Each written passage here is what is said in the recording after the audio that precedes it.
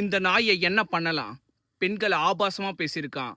என்னோட கருத்துக்களை நான் சொல்லியிருக்கேன். கடைசியில பாருங்க. உங்க வீட்டுக்காரை விட விஜய் தான் எனக்கு பிடிக்கும். போ பையனூர் பங்களாக்கு போ, பெரிய வீடு தான், நிறைய ரூம் இருக்குது, படுத்துக்க. நாங்களா வேணாம். சிவாஜி கிருஷ்ணமூர்த்தி அவர்களே, பெண்களை கொச்சப்படுத்தி பேசுகிறாய். எதுக்கு பேசுற? நீ ஒரு அம்மா வயிற்றுல இருந்து தானே வந்த. உங்க அம்மா கருவுல இருந்து தானே வந்த. உங்க அம்மா எது வயிற்றுல பெத்தாங்க, எந்த வழியில வந்த, அதெல்லாம் யோசிக்கணும்ல. கிருஷ்ணமூர்த்தி, சிவாஜி கிருஷ்ணமூர்த்தி, கோழைய பேசாதீங்கடா. எச்ச மாதிரி பேசுற. என்னடா பேச்சாளர் நீ? தற்குறி பேச்சாளர். உன்னெல்லாம் யாரா அரசியலுக்குள்ள வச்சுக்கிறது? உன்னெல்லாம் யாரா பேச்சு அங்க பேச வச்சது? தற்குறி பேச்சாளர் சிவாஜி கிருஷ்ணமூர்த்தி.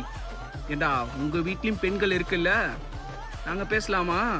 எங்களுக்கு வாய் இருக்குல்ல, நாங்களும் தானே தமிழ் பேசுறோம். நாங்க பேசுதா? சிவாஜி கிருஷ்ணமூர்த்தி அவர்களே, என்னடா பேசுற வெங்காயம்? பெண்களுக்கு மரியாதை கொடுக்கணும். பெண்களுக்கு மரியாதை கொடுத்து பேசணும்.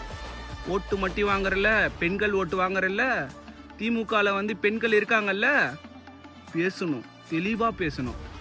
எச்ச மாதிரி பேசக்கூடாது, புரியுதா? நாக்கு கொடுத்துருக்கான்ல கடவுள், கரெக்டாக பேசணும்.